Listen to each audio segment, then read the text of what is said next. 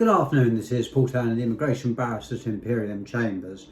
Some more good news as a result of a couple of new cases in respect of asylum seekers and their ability to get the right to work.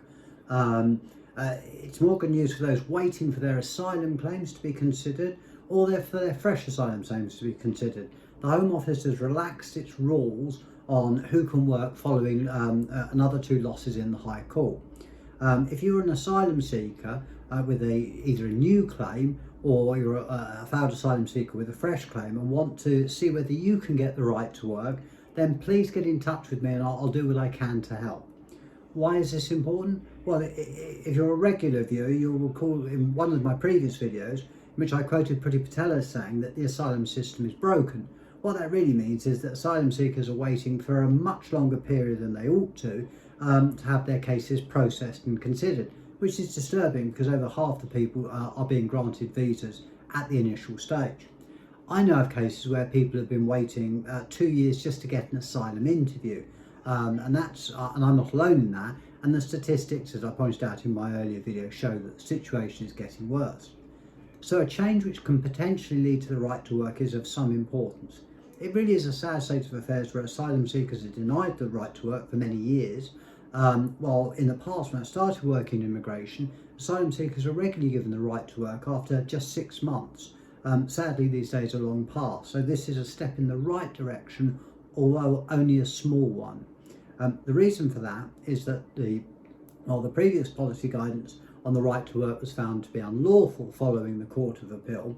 The new guidance has now stated that exceptions can be made to the strict rules that asylum seekers should not be given the right to work. However, it defines as exceptionality, and it does say that it will be quite difficult. Now, however, any such application to stand any chance of success will need to show some exceptional factors.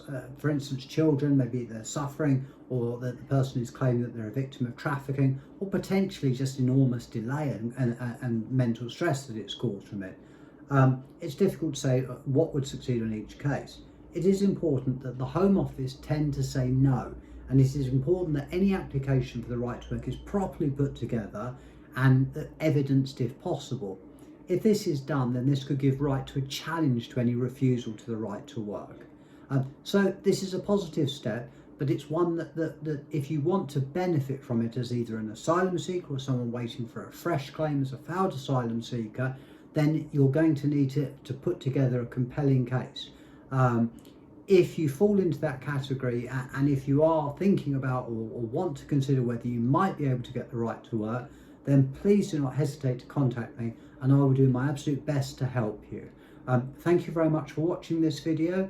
It's been a week of reasonably good news stories as opposed to the usual doom and gloom, and this just builds upon it.